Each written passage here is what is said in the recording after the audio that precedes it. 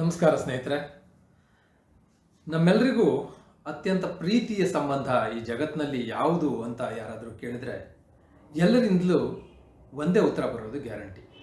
ಅದೇ ತಾಯಿ, ಅಮ್ಮ, ಅವ್ವ, ಅಬ್ಬೆ, ಮಾತೆ. ಕುಪುತ್ರೋ ಜಾಯೇತ ಕ್ವಚಿದಪಿ ಕುಮಾತಾನ್ನ ಭವತಿ ಅಂತ ಒಂದು ಉಕ್ತಿ ಇದೆ. ಹೊಟ್ಟೆಗೆ ಅನ್ನ, ನೆತ್ತಿಗೆ ಎಣ್ಣೆ, ಮನಸ್ಸಿಗೆ ಸಂಸ್ಕಾರ, ಹೃದಯಕ್ಕೆ ಅಂತಃಕರಣವನ್ನು ಧಾರೆ ಎರೆಯುತ್ತಾ ಈ ಮಾನವ ಕುಲವನ್ನು ಮುನ್ನಡೆಸುತ್ತಿರುವಂಥ ತಾಯಂದಿರನ್ನು ನಾವು ಮರೆಯೋಕೆ ಸಾಧ್ಯನಾ? ಇಲ್ಲ ತಾನೆ. ಉಪನಿಷತ್ನಲ್ಲೂ ಕೂಡ ಮಾತೃದೇವೋ ಭವ ಅಂತ ತಾಯಿಗೆ ಆದ್ಯ ದೇವರ ಸ್ಥಾನ ನೀಡಲಾಗಿದೆ. ಜೀವ ದೇವ ಸಂಬಂಧಕ್ಕಿಂತ ತಾಯಿ ಮಗುವಿನ ಸಂಬಂಧ ಮಿಗಿಲಾದದ್ದು ಅಂತ ಹೇಳಲಾಗುತ್ತೆ. ನಮ್ಮ ಭಾವಕೋಶವನ್ನು ವಿಸ್ತಾರಗೊಳಿಸುವ ಆ ತಾಯಿಗೆ ಅದೆಂಥ ಶಕ್ತಿ ಇದೆ. ಮಹಾನ್ ವ್ಯಕ್ತಿಗಳನ್ನು ಹುಟ್ಟಿಸುವುದಷ್ಟೇ ಅಲ್ಲ, ರೂಪಿಸುವ ಶಕ್ತಿಯು ಆಕೆಗೆ ಇದೆ. ಅಂಥ ಮಹಾ ತಾಯಿಯ ಆ ಅವ್ವನ ಬಗ್ಗೆ ಈ ಎಪಿಸೋಡ್ ಮೀಸಲಾಗಿದೆ. ನನಗೆ ಈ ವಿಷಯ ಯಾಕೆ ಮನಸ್ಸಿಗೆ ಬಂತು ಅಂದರೆ, ಇತ್ತೀಚೆಗೆ ನಾನು ಶ್ರೀಮತಿ ಗಂಗಮ್ಮ ಸೋಮಪ್ಪ ಬೊಮ್ಮಾಯಿ ಪ್ರತಿಷ್ಠಾನ ಹುಬ್ಬಳ್ಳಿ ಇದರಿಂದ ಪ್ರಕಟಿತವಾದಂಥ ಆತ್ಮಕಥೆಗಳಲ್ಲಿ ಅವ್ವ ಅನ್ನೋ ಒಂದು ಪುಸ್ತಕ ಓದಿದೆ. ಇದರ ಸಂಪಾದಕರು ಆದರಣೀಯ ಶ್ರೀ ಚಂದ್ರಶೇಖರ್ ವಸ್ತ್ರದವರು. ಈ ಪುಸ್ತಕದಲ್ಲಿ ಹರ್ಡೇಕರ್ ಮಂಜಪ್ಪನವರು, ಆಲೂರು ವೆಂಕಟರಾಯರು, ಅನಕರು, GS ಶಿವರುದ್ರಪ್ಪ, ಕುವೆಂಪು, ಕಾರಂತರು, BG, ಬೆಟಗೇರಿ ಕೃಷ್ಣ ಶರ್ಮರು, BV ಕಾರಂತರು, ಮಹಾತ್ಮ ಗಾಂಧಿ, ರಾಜೇಂದ್ರ ಪ್ರಸಾದ್, ಹೀಗೆ ಸುಮಾರು 58 ಜನರು ತಮ್ಮ ತಾಯಿಯ ಬಗ್ಗೆ ಬರೆದಿರೋದನ್ನು ಕಾಣಬಹುದು. ಓದೋಕೆ ಕುಳಿತರೆ ಓದುಗ ಪುಸ್ತಕವನ್ನು ಬಿಡೋದೇ ಇಲ್ಲ, ಅಷ್ಟು ಚೆನ್ನಾಗಿದೆ. ಇದಕ್ಕಾಗಿ ಬೊಮ್ಮಾಯಿ ಪ್ರತಿಷ್ಠಾನಕ್ಕೂ ಚಂದ್ರಶೇಖರ್ ವಸ್ತ್ರದವರಿಗೂ ಬರೆದ ಎಲ್ಲ ಮಹಾನುಭಾವರಿಗೂ ಕೂಡ ನಮ್ಮ ಕನ್ನಡ ಸಾರಸ್ವತ ಲೋಕ ಚಿರಋಣಿಯಾಗಿರುತ್ತೆ. ಈ ಪುಸ್ತಕದ ಒಂದು ಭಾಗವನ್ನು ನಾನು ಇವತ್ತು ತಮಗೆ ಪರಿಚಯ ಮಾಡಿಕೊಡ್ತೀನಿ. ನನಗೆ ವಿಶ್ವಾಸ ಇದೆ ತಾವು ಕೂಡ ಇಷ್ಟಪಡ್ತೀರಾ ಅಂತ.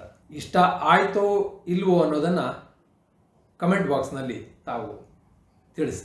ನಮ್ಮ ನಾಡು ಅಷ್ಟೇ ಅಲ್ಲ, ಇಡೀ ಜಗತ್ತು ಕಂಡ ಮಹಾನ್ ಸಂಗೀತಗಾರ ಪಂಡಿತ್ ಮಲ್ಲಿಕಾರ್ಜುನ್ ಮನ್ಸೂರ್ ತಮ್ಮ ತಾಯಿಯ ಕುರಿತು ಈ ರೀತಿಯಾಗಿ ಹೇಳ್ತಾರೆ. ಹಿರಿಯರ ಹರಕೆಯಾಗಿ ಬಂದ ಬೆಚ್ಚನೆಯ ಹಳೆ ಮನೆಯಲ್ಲಿಯೇ ನನ್ನ ತಂದೆ ಭೀಮರಾಯಪ್ಪ ಮತ್ತು ತಾಯಿ ನೀಲಮ್ಮ ತಮ್ಮ ಸಂಸಾರವನ್ನು ಹೂಡಿದರು. ಭೀಮರಾಯಪ್ಪನವರು ಮನ್ಸೂರು ಗ್ರಾಮದ ಗೌಡರಾಗಿದ್ದು, ಗ್ರಾಮದ ಯಾವ ಮಹತ್ವದ ವ್ಯವಹಾರವೂ ಅವರಿಲ್ಲದೆ ಆಗುತ್ತಿರಲಿಲ್ಲ. ಅವರಿಗೆ ನಾಟಕ, ಸಂಗೀತ, ದೊಡ್ಡಾಟಗಳಲ್ಲಿ ಅಪಾರ ಆಸಕ್ತಿ.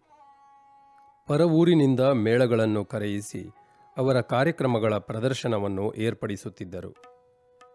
ತಾಯಿಗೂ ಹಾಗೆಯೇ ಸಂಗೀತವೆಂದರೆ ಜೀವ. ಆಕೆಗೆ ಅದೆಷ್ಟೋ ಬೀಸುವ ಹಾಡುಗಳು, ಜೋಗುಳ ಹಾಡು, ಭಜನೆಗಳು ಕಂಠಗತವಾಗಿದ್ದು ಅವುಗಳನ್ನು ಇಂಪಾಗಿ ಹಾಡುತ್ತಿದ್ದಳು. ನಮ್ಮ ತಂದೆ ತಾಯಿಗಳಿಗೆ ನಾವು ಒಟ್ಟು 8 ಮಕ್ಕಳು. ಅನುಕ್ರಮವಾಗಿ ಬಸವರಾಜ, ಪಾರ್ವತಮ್ಮ, ಮಲ್ಲಿಕಾರ್ಜುನ, ಕಲ್ಲಪ್ಪ, ಲಿಂಗಪ್ಪ, ನಾಗಮ್ಮ, ಶಂಕರಪ್ಪ, ಶಕುಂತಲ, ಹೀಗೆ 5 ಗಂಡು 3 ಹೆಣ್ಣು. ನಾನು ಹುಟ್ಟಿದ್ದು 1911 ಡಿಸೆಂಬರ್ 31ರಂದು. ಅಂದು ಅಮಾವಾಸ್ಯೆ ಇತ್ತು. ನನ್ನ ಅಜ್ಜನವರು ಪಂಚಾಂಗ ನೋಡಿ ನಾನು ಹುಟ್ಟಿದ್ದು ಮೂಲ ನಕ್ಷತ್ರದಲ್ಲಿ ಎಂದು ತಿಳಿಸಿದಾಗ ಎಲ್ಲರಿಗೂ ಭಯವೆನಿಸಿತಂತೆ. ಮೂಲ ನಕ್ಷತ್ರದಲ್ಲಿ ಹುಟ್ಟಿದ ಮಗುವಿನ ತಂದೆ ತಾಯಿಗಳಿಗೆ ಗಂಡಾಂತರವಿರುತ್ತದೆಂದು ಅಂತಹ ಮಗುವನ್ನು ಬೇರೆಯವರಿಗೆ ದತ್ತಕ ಕೊಡುವ ರೂಢಿಯಿತ್ತು. ನನ್ನನ್ನು ಮಠಕ್ಕೆ ಕೊಡಬೇಕೆಂದು ನಿರ್ಣಯಿಸಿದಾಗ ನನ್ನ ತಾಯಿಯು ಒಪ್ಪದೆ ಒಂದೇ ಸಮನೆ ಅಳಹತ್ತಿದಳಂತೆ. ಕೊನೆಗೆ ನಮ್ಮ ಗುರುಗಳು ಆಗಲಿ, ನಮ್ಮ ಮರಿಯಾಗಿ ನಿಮ್ಮಲ್ಲಿಯೇ ಇರಲಿ ಎಂದು ಹೇಳಿದಾಗ ನನ್ನ ತಾಯಿಗೆ ಸಮಾಧಾನವಾಯಿತಂತೆ. ಅಂತೆಯೇ ನನ್ನನ್ನು ಯಥಾವಿಧಿ ಗುರುಗಳ ಉಡಿಯಲ್ಲಿಟ್ಟರೂ ನಾನು ನಮ್ಮ ಮನೆಯಲ್ಲಿಯೇ ಉಳಿದೆ. ಅಣ್ಣನಿಗೆ ಪ್ರತಿದಿನ ಸಾಯಂಕಾಲ ನಾಟಕದ ಪದಗಳನ್ನು ಕಲಿಸುವಾಗ ನಾನು ಜೊತೆಗೆ ಕೂಡುತ್ತಿದ್ದೆ. ಅಪ್ಪಯ್ಯ ಸ್ವಾಮಿಗಳ ಕಂಠ ಮಧುರವಾಗಿತ್ತು. ಅವರು ಹಾಡುವಾಗ ಇದ್ದಕ್ಕಿದ್ದಂತೆ ನನ್ನ ಕಣ್ಣು ಹನಿಗೂಡುತ್ತಿದ್ದವು. ಮನೆ ಕೆಲಸ ಮುಗಿಸಿ ತಾಯಿಯು ರಾತ್ರಿ ಭಜನೆಯನ್ನೋ ಗೀತವನ್ನೋ ಹಾಡುವಾಗಲೂ ನನ್ನ ಹೃದಯದಲ್ಲಿ ಏನೋ ಒಂದು ವಿಚಿತ್ರವಾದ ಮಧುರ ವೇದನೆಯ ಅನುಭವವಾಗುತ್ತಿತ್ತು. ಕರೆವ್ವನ ಗುಡಿಯಲ್ಲಿ ಗಂಟೆ ಮೊಳಗಿದಾಗ ನನ್ನ ಅಂತರಾಳದಲ್ಲಿ ಅದು ಮಾರ್ಧನಿಗೈಯುವಂತೆನಿಸುತ್ತಿತ್ತು. ಹೀಗೆ ಬಾಲ್ಯದಲ್ಲಿಯೇ ನನ್ನ ಮನಸ್ಸಿನಲ್ಲಿ ಹೊಕ್ಕು ನೆಲೆಸಿತ್ತು ಸಂಗೀತದ ಬೀಜ. ಮಂಜಿ ಖಾನ್ ಸಾಹೇಬರು ಕಾಲವಾದ ಬಳಿಕ ನನ್ನ ಪಾಲಿಗೆ ಇಡೀ ಮುಂಬೈ ನಗರವೇ ಭಣ ಭಣ ಎನಿಸಿದಂತಾಯಿತು. ನನ್ನ ಜೀವಾಳದಲ್ಲಿ ಬೆರೆತು ಹೋದ ಮಂಜಿ ಖಾನ್ ಸಾಹೇಬರು ಹೊರಟು ಹೋದ ಬಳಿಕ ನನಗೊಂದು ನಿತ್ರಾಣ ಸ್ಥಿತಿಯೇ ಬಂದಂತಾಯಿತು. ನಾನು ಧಾರವಾಡಕ್ಕೆ ಹೊರಟು ಬಂದೆ. ಕ್ರಮೇಣ ದುಃಖದ ಸಾಂದ್ರತೆಯಲ್ಲಿ ವಿಚಾರದ ಬೆಳಕು ಮೂಡಿದಾಗ ಗುರುವೆಂದರೆ ಯಾವನೊಬ್ಬ ವ್ಯಕ್ತಿಯ ಶರೀರ ಮಾತ್ರವಲ್ಲ, ಅವನಿತ್ತ ಪ್ರೇರಣೆ ಹೊತ್ತಿಸಿದ ದೀಪ ಎಂದು ಮನವರಿಕೆಯಾಯಿತು. ಆ ದೀಪ ಆರಕೂಡದು. ಅಗಲಿದ ಗುರುವನ್ನು ಹೃದಯದಲ್ಲಿ ಪ್ರತಿಷ್ಠಾಪಿಸಬೇಕೆಂದು ನಿರ್ಧರಿಸಿದಾಗ ನನ್ನ ರಿಯಾಜಿಗೆ ಹೊಸ ಚೇತನೆಯು ಕೂಡಿಕೊಂಡಿತು. ಬೆಳಿಗ್ಗೆ 4 ತಾಸು ಮತ್ತು ಸಂಜೆಗೆ 4 ತಾಸು ನನ್ನ ಸಾಧನೆ ನಡೆಯುತ್ತಿತ್ತು. ಆದರೆ ಗುರುವಿನ ಸ್ಮರಣೆ ನನ್ನ ಅಂತರಂಗದಲ್ಲಿ ಅಂತರ್ಗಂಗೆಯಾಗಿ ಹರಿಯುತ್ತಲೇ ಇತ್ತು. ನನ್ನ ತಾಯಿಯು ನನ್ನ ಸಾಧನೆಗೆ ಬೇಕಾದ ಎಲ್ಲ ಅನುಕೂಲಗಳನ್ನು ಒದಗಿಸಿಕೊಡುತ್ತಿದ್ದಳು. ನಾನು ಕೋಣೆಯಲ್ಲಿ ಕುಳಿತು ಸಾಧನೆಯನ್ನು ಮಾಡುತ್ತಿರುವಾಗ ಒಳಗೆ ಯಾರನ್ನೂ ಬಿಡದೆ ನನಗೆ ಆಯಾಸವಾಗಿರಬಹುದೆಂದು ಅನಿಸಿದಾಗಲೆಲ್ಲ ತಾನೇ ಹಾಲು ಹಣ್ಣು ಹಂಪಲುಗಳನ್ನು ನನಗಾಗಿ ಒಳಗೆ ತಂದುಕೊಡುತ್ತಿದ್ದಳು. ಆ ವರ್ಷ ಶಿವರಾತ್ರಿಯನ್ನು ಒಂದು ಪವಿತ್ರ ಕ್ಷೇತ್ರದಲ್ಲಿ ಕಳೆಯಬೇಕೆಂದು ನನ್ನ ಕಕ್ಕಿ ಮತ್ತು ಆಕೆಯ ಮಗಳು ಶ್ರೀಶೈಲಕ್ಕೆ ಹೊರಡುವವರಿದ್ದರು. ಜೊತೆಗೆ ನಾವೂ ಬರಬೇಕೆಂದು ಅವರು ಒತ್ತಾಯಪಡಿಸಿದರು. ನಾನು, ನನ್ನ ಅಕ್ಕ, ನನ್ನ ತಾಯಿ ತಂದೆ, ಕಕ್ಕಿ ಮತ್ತು ಆಕೆಯ ಮಗಳು ಹೀಗೆ ಒಂದು ಸಣ್ಣ ಪರಿವಾರವೇ ಶ್ರೀಶೈಲಕ್ಕೆ ಹೊರಟಿತು. ಹೋಗುವಾಗಲೇ ಹುಬ್ಬಳ್ಳಿಯ ಸ್ಟೇಷನ್ನಲ್ಲಿ ಒಂದು ಸಾಮಾನು ಕಳೆದಿದ್ದು ನಮ್ಮ ಗಮನಕ್ಕೆ ಬಂತು. ಮುಂದೆ ಸಾಗಿ ನಂದ್ಯಾಲ ಸ್ಟೇಷನದಲ್ಲಿ ಇಳಿದೆವು. ಅಲ್ಲಿಂದ ಚಕ್ಕಡಿ ಪ್ರವಾಸ ಮಾಡಿ ಯಾವುದೋ ಒಂದು ಊರಿನಲ್ಲಿ ತಂಗಿದೆವು. ಅಲ್ಲಿಂದ ನಡೆದು ಹೋಗಿ ಭೀಮಕೊಳ್ಳ ದಾರಿಯಿಂದ ಶ್ರೀಶೈಲ ಸೇರಿದೆವು. ಶಿವರಾತ್ರಿಯ ದಿನವೇ ನಾನು ಅಲ್ಲಿಯ ಪಾತಾಳ ಗಂಗೆಯಲ್ಲಿ ಸ್ನಾನ ಮಾಡಲು ಹೋದೆ. ಮನದಣಿ ಈಸಿ ಮೇಲೆ ಬಂದು ನೋಡಿದರೆ ನನ್ನ ಕೋಟು ಇದ್ದಕ್ಕಿದ್ದಂತೆ ಅದೃಶ್ಯವಾಗಿತ್ತು. ಕೋಟು ಕಾಣದಿದ್ದಾಗ ಒಂದು ಕ್ಷಣ ಎದೆ ಝಲ್ ಎಂದಿತು. ಕೋಟಿನಲ್ಲಿಯೇ ರಿಟರ್ನ್ ಟಿಕೆಟು, ರೂಪಾಯಿ, ರಿಸ್ಟ್ ವಾಚು ಮುಂತಾದ ಸಾಮಾನುಗಳಿದ್ದ ಮೂಲಕ ಮುಂದೇನು ಗತಿ, ಊರಿಗೆ ತಿರುಗಿ ಹೋಗುವುದು ಹೇಗೆ ಎಂಬ ಪ್ರಶ್ನೆಗಳು ಮತ್ತೆ ಮುತ್ತಿ ಬಂದು ಮನಸ್ಸನ್ನು ವ್ಯಗ್ರಗೊಳಿಸಿದವು. ಇಳಿದುಕೊಂಡ ತಾವಕ್ಕೆ ಹೋಗಿ ಒಂದು ಮೂಲೆಯಲ್ಲಿ ಖಿನ್ನವದನನಾಗಿ ಮುದುಡಿಕೊಂಡು ಕುಳಿತೆ. ತಾಯಿಯು ನನ್ನ ತಲೆಯನ್ನು ಮೆಲ್ಲನೆ ನೇವರಿಸುತ್ತಾ, ನೀನು ಸುಮ್ಮನೆ ಚಿಂತಿಸಬೇಡ, ಊರಿನವರಿಂದ ಹಣ ಪಡೆದು ಹೋಗುವ, ಈ ಹೊತ್ತು ಶಿವರಾತ್ರಿ, ದೇವರ ದರ್ಶನ ಮಾಡಿಕೊಂಡು ಬಾ ಎಂದು ಪರಿಪರಿಯಾಗಿ ಸಮಾಧಾನ ಹೇಳಿದಳು. ತಾಯಿಯ ಮಾತನ್ನು ಕೇಳಿಯೂ ಕೇಳದವನಂತೆ ನಾನು ಕುಳಿತಲ್ಲಿಯೇ ಕುಳಿತು ಬಿಟ್ಟೆ. ರಾತ್ರಿಯ ಸಮಯ. ಮತ್ತೆ ತಾಯಿಯು, ಮಗು ನಡೆ, ಹೊರಗಿನಿಂದಾದರೂ ನೋಡಿ ಬರೋಣ ಎಂದು ನನ್ನನ್ನು ಗುಡಿಯ ಹತ್ತಿರ ಕರೆದೊಯ್ದಳು. ಆಗ ರಾತ್ರಿಯ 12 ಅಥವಾ 1 ಗಂಟೆಯಾಗಿರಬೇಕು. ದೇವಸ್ಥಾನದ ದ್ವಾರ ಮುಚ್ಚಿತ್ತು. ಮಗು, ದ್ವಾರದ ಹೊರಗೆ ನಿಂತು ಸ್ವಲ್ಪ ಹಾಡು ಎಂದು ತಾಯಿ ಹೇಳಿದಾಗ ನಾನು ಎಲ್ಲವನ್ನೂ ಮರೆತು ಭಾವಪರವಶನಾಗಿ ಆರ್ತ ಧ್ವನಿಯಲ್ಲಿ ಹಾಡತೊಡಗಿದೆ. ಆಶ್ಚರ್ಯದ ಮಾತೆಂದರೆ ಒಳಗಿನಿಂದ ಒಬ್ಬ ಪೂಜಾರಿ ಬಾಗಿಲು ತೆಗೆದು, ಒಳಗೆ ದರ್ಶನಕ್ಕೆ ಬರ್ರಿ ಎಂದು ಕರೆದ. ನಾವು ಒಳಗೆ ಹೋಗಿ ದರ್ಶನ ಪಡೆದೆವು. ಆಗ ತಾಯಿಯು ದೇವರೆದುರು ನಿಂತು, ಶಿವನೇ, ನೀನು ಇಲ್ಲಿ ಇದ್ದದ್ದೇ ಸತ್ಯವಾಗಿದ್ದರೆ ನನ್ನನ್ನು ನಿನ್ನಲ್ಲಿ ಕರೆದುಕೋ ಎಂದು ಅಂಗಲಾಚಿ ಬೇಡಿಕೊಂಡಳು.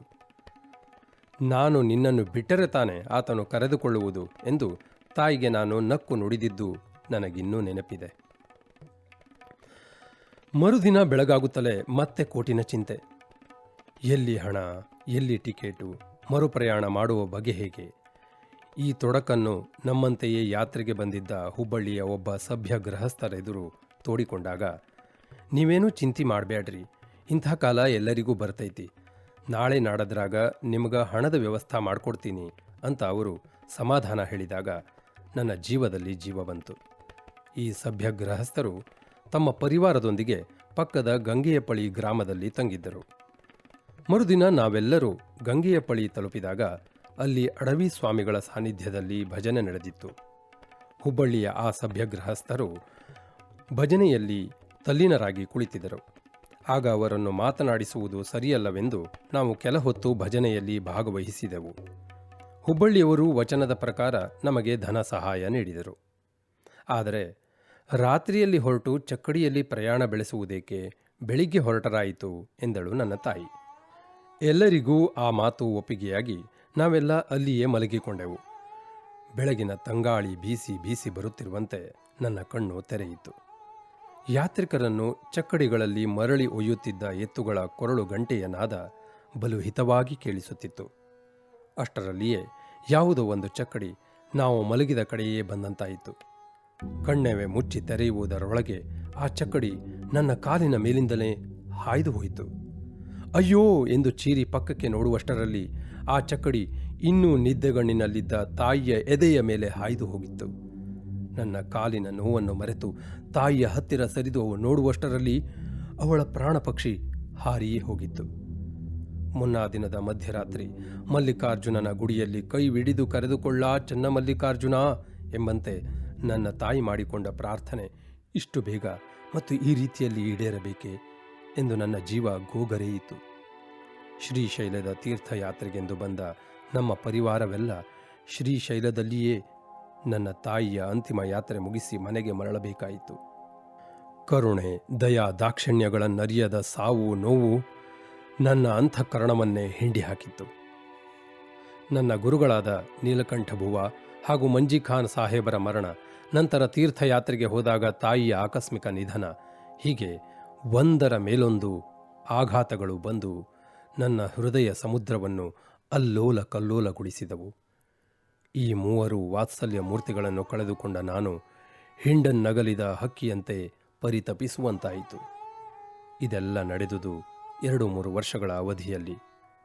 ಅದು ನನ್ನ ಬದುಕಿನ ಕರಾಳ ಕಾಲ. ಇದಾಗಿತ್ತು ಪಂಡಿತ್ ಮಲ್ಲಿಕಾರ್ಜುನ್ ಮನ್ಸೂರ್ ಅವರ ತಾಯಿ ನೀಲಮ್ಮ ಅವರ ಕತೆ. ಮನಕಲಕುವ ಈ ಘಟನೆಗಳನ್ನು ದಾಟಿಯೂ ಕೂಡ ಮಲ್ಲಿಕಾರ್ಜುನ್ ಮನ್ಸೂರರು ಸಂಗೀತದ ಧ್ರುವ ತಾರೆಯಾಗೋಕ್ಕೆ ಸಾಧ್ಯವಾಗಿದ್ದು ಯಾಕೆ ಅಂದರೆ ಆ ತಾಯಿಯಿಂದ ಭಾವವಲಯದ ಪರಿಧಿ ವಿಸ್ತೃತವಾಗಿರೋದಕ್ಕೆ. ಇದರಲ್ಲಿ 2 ಮಾತಿಲ್ಲ. ಸರಿ ಪ್ರೇಕ್ಷಕರೇ, ಇವತ್ತಿಗೆ ಇಷ್ಟೇ. ಮುಂದಿನ ಕಾರ್ಯಕ್ರಮದಲ್ಲಿ ಇನ್ನೊಂದು ಹೊಸ ವಿಷಯದೊಂದಿಗೆ ಹಾಜರಾಗ್ತೀನಿ. ತಮಗೆಲ್ಲರಿಗೂ ನಮಸ್ಕಾರ.